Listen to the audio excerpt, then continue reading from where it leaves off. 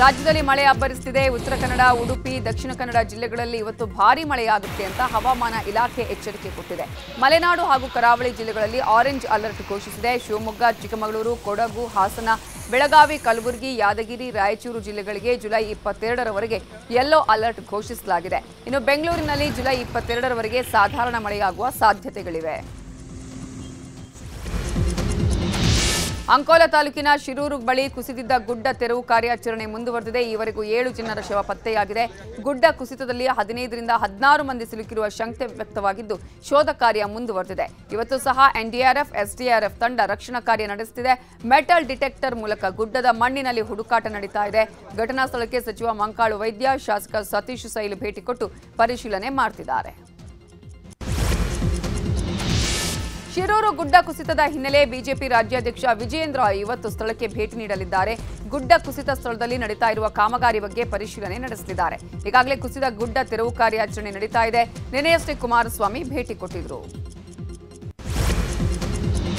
ಹಾಸನ ಜಿಲ್ಲೆಯ ಮಲೆನಾಡು ಭಾಗದಲ್ಲಿ ವರುಣನ ಆರ್ಭಟ ಜೋರಾಗಿದೆ. ಮಳೆ ಹಾನಿ ಪ್ರದೇಶಕ್ಕೆ ಇವತ್ತು ಕೇಂದ್ರ ಸಚಿವ ಎಚ್.ಡಿ. ಕುಮಾರಸ್ವಾಮಿ ಹಾಗೂ ವಿಪಕ್ಷ ನಾಯಕ ಆರ್. ಅಶೋಕ್ ಭೇಟಿ ನೀಡಲಿದ್ದಾರೆ. ಸಕಲೇಶಪುರ ತಾಲೂಕಿನ ಮಳೆ ಹಾನಿ ಪ್ರದೇಶಕ್ಕೆ ಭೇಟಿ ನೀಡಿ ಮಳೆಯಿಂದ ಆದಂತಹ ಹಾನಿ ಏನೇನು ಆಗಿದೆ ಅನ್ನೋದ್ರ ಬಗ್ಗೆ ಪರಿಶೀಲನೆ ನಡೆಸಲಿದ್ದಾರೆ. ಬಳಿಕ ಸಂತ್ರಸ್ತರ ಬಳಿ ಅಹವಾಲು ಆಲಿಸಲಿದ್ದಾರೆ. ಕಾವೇರಿ ಜಲಾನಯನ ಪ್ರದೇಶದಲ್ಲಿ ಭಾರೀ ಮಳೆಯಾಗ್ತಿದೆ. ಕೆಆರ್ಎಸ್ ಭರ್ತಿಗೆ 4 ಅಡಿ ಬಾಕಿ ಇದೆ. ಡ್ಯಾಂನಿಂದ ನದಿಗೆ 35,000 ಕ್ಯೂಸೆಕ್ ನೀರನ್ನ ಬಿಡಲಾಗ್ತಾ ಇದೆ. ನದಿ ತಟದಲ್ಲಿರುವ ಗ್ರಾಮದ ಜನರಿಗೆ ಎಚ್ಚರಿಕೆಯನ್ನ ನೀಡಲಾಗಿದೆ. ರಂಗನತಿಟ್ಟು ಪಕ್ಷಿಧಾಮ, ಪಶ್ಚಿಮ ವಾಹಿನಿ, ಸಂಗಮ, ಘೋಸಾಯಿ ಘಾಟ್ ಭಾಗಶಃ ಜಲಾವೃತವಾಗುವ ಸಾಧ್ಯತೆ ಇದೆ. ಇನ್ನು ಮಹಾರಾಷ್ಟ್ರದಲ್ಲಿ ಭಾರೀ ಮಳೆಯಾಗ್ತಾ ಇರೋದ್ರಿಂದ ಕೃಷ್ಣಾ ನದಿ ಉಕ್ಕಿ ಹರಿತಿದೆ. ನಾರಾಯಣಪುರ ಡ್ಯಾಂನಿಂದ ಕೃಷ್ಣಾ ನದಿಗೆ 1 ಲಕ್ಷಕ್ಕೂ ಹೆಚ್ಚು ಕ್ಯೂಸೆಕ್ ನೀರು ಹರಿಸಲಾಗ್ತಿದೆ.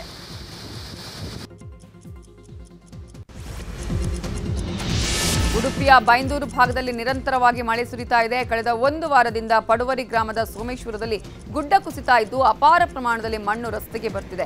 ಈ ಹಿನ್ನೆಲೆಯಲ್ಲಿ ಪಡುವರಿ ಗ್ರಾಮಕ್ಕೆ ಜಿಲ್ಲಾಧಿಕಾರಿ ವಿದ್ಯಾಕುಮಾರಿ ಭೇಟಿ ಕೊಟ್ಟು ಪರಿಶೀಲನೆ ನಡೆಸಿದರು. ಆಂಧ್ರಪ್ರದೇಶದಲ್ಲೂ ಮಳೆರಾಯ ಅಬ್ಬರಿಸುತ್ತಿದ್ದಾನೆ. ಪೂರ್ವ ಗೋದಾವರಿ ಜಿಲ್ಲೆಯ ಬೊಬ್ಬರಲಂಕ ಗ್ರಾಮದಲ್ಲಿ ಪ್ರವಾಹ ಉಂಟಾಗಿದೆ. ಗೋದಾವರಿ ನದಿ ಉಕ್ಕಿ ಹರಿತಾ ಇರುವುದರಿಂದ ನದಿ ತೀರದ ಗ್ರಾಮಗಳಲ್ಲಿ ಪ್ರವಾಹ ಉಂಟಾಗಿದೆ. ಇನ್ನು ಹಲವು ಗ್ರಾಮಗಳ ರಸ್ತೆ ಸಂಪರ್ಕ ಕಟ್ ಆಗಿದೆ. ಬೀದರ್ ಜಿಲ್ಲೆಯ ಬಸವಕಲ್ಯಾಣ ಹುಲಸೂರ ಮುಖ್ಯ ರಸ್ತೆಯಲ್ಲಿ ಸಂಚರಿಸುವ ವಾಹನ ಸವಾರರು ನಿತ್ಯ ಪ್ರಾಣ ಕೈಯಲ್ಲಿ ಹಿಡಿದುಕೊಂಡು ಸಂಚಾರ ಮಾಡುತ್ತಿದ್ದಾರೆ.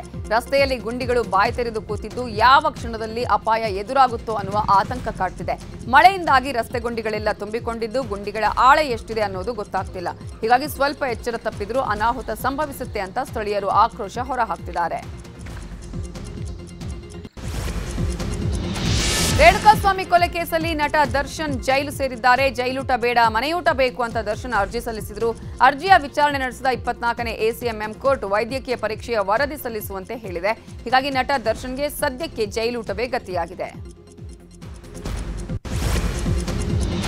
ಮೂಡ ವಾಲ್ಮೀಕಿ ಹಗರಣ ಭಾರಿ ಸದ್ದು ಮಾಡ್ತಿದೆ. ಈ ಬಗ್ಗೆ ಹೈಕಮಾಂಡ್ಗೆ ಸಿಎಂ ವರದಿ ಕೊಟ್ಟಿದ್ದಾರೆ. ಸಿಎಂ ಸಿದ್ದರಾಮಯ್ಯ ಎಐಸಿಸಿ ಅಧ್ಯಕ್ಷ ಮಲ್ಲಿಕಾರ್ಜುನ ಖರ್ಗೆ ಅವರನ್ನ ಭೇಟಿ ಮಾಡಿದ್ರು.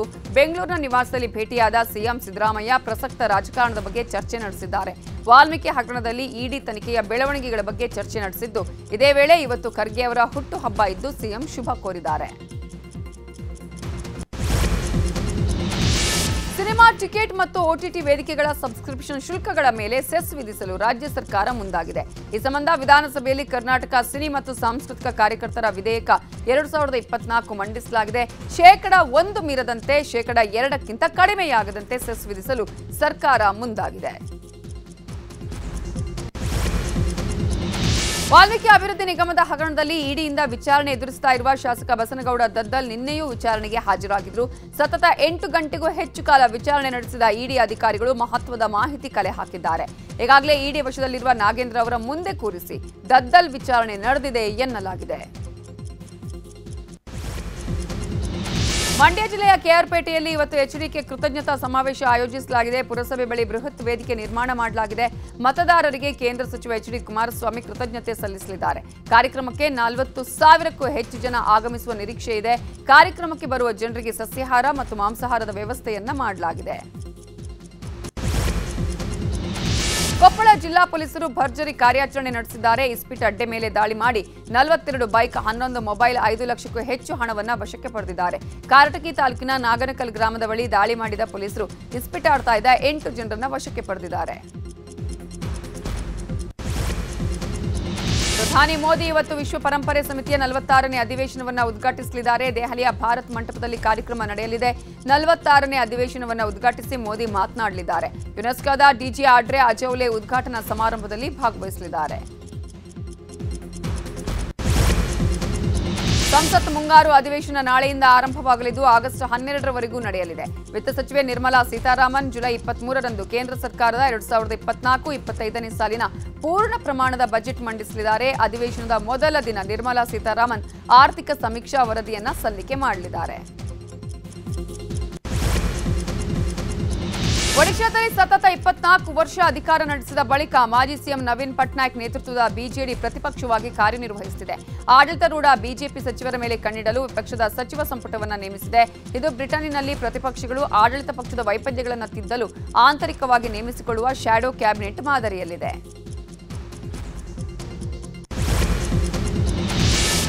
ಬಸ್ ನಿಲ್ಲಿಸಲಿಲ್ಲ ಅನ್ನುವ ಕೋಪಕ್ಕೆ ಯುವಕನೊಬ್ಬ ಬಸ್ ಮೇಲೆ ಕಲ್ಲು ತೂರಿ ಗಾಜು ಹೊಡೆದಿದ್ದಾನೆ. ಬೆಂಗಳೂರಿನ ಟೌನ್ ಹಾಲ್ ಬಳಿ ತಡರಾತ್ರಿ ಈ ಘಟನೆ ನಡೆದಿದೆ. ತಮಿಳುನಾಡು ಸರ್ಕಾರಿ ಬಸ್ ಮೇಲೆ ಕಲ್ಲು ತೂರಲಾಗಿದೆ.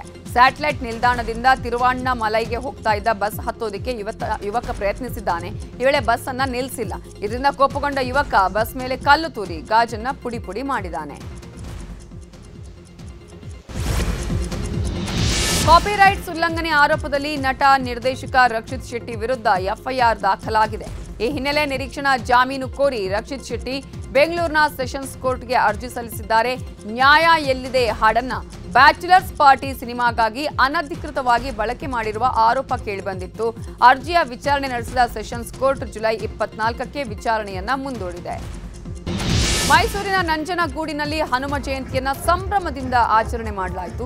ನಂಜನಗೂಡಿನ ಪ್ರಮುಖ ರಸ್ತೆಗಳಲ್ಲಿ ಹನುಮನ ಮೆರವಣಿಗೆ ಮಾಡಿದ ಹನುಮ ಭಕ್ತರು ಡಿಜೆ ಸಂಗೀತಕ್ಕೆ ಕುಣಿದು ಕುಪ್ಪಳಿಸಿದರು. ಮುಂಜಾಗ್ರತಾ ಕ್ರಮವಾಗಿ ಪೊಲೀಸರು ಬಿಗಿ ಬಂದೋಬಸ್ತ್ ಅನ್ನ ಮಾಡಿದ್ರು.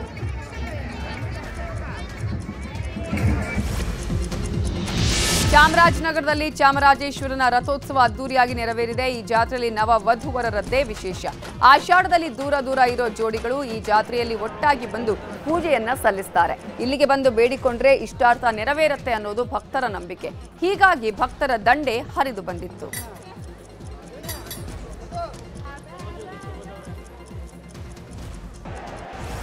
ಕನ್ನಡಿಗರ ಮೆಚ್ಚಿನ ನಿಮ್ಮ ನ್ಯೂಸ್ 18 ಕನ್ನಡ ಈಗ ವಾಟ್ಸ್ಆಪ್ನಲ್ಲಿಯೂ ಲಭ್ಯ. ಕರ್ನಾಟಕ ಮತ್ತು ದೇಶ ವಿದೇಶದ 360 ಡಿಗ್ರಿ ಸುದ್ದಿ ವಿವರವನ್ನ ನೀವು ನಿಮ್ಮ ಕೈ ಬೆರಳುಗಳಲ್ಲಿಯೇ ಪಡೆಯೋದಿಕ್ಕೆ ಈ QR ಕೋಡ್ ಅನ್ನ ಸ್ಕ್ಯಾನ್ ಮಾಡಿ. ನಮ್ಮ ಚಾನೆಲ್ ಅನ್ನ ಫಾಲೋ ಮಾಡಿ, ನೋಟಿಫಿಕೇಶನ್ ಆನ್ ಮಾಡಿ.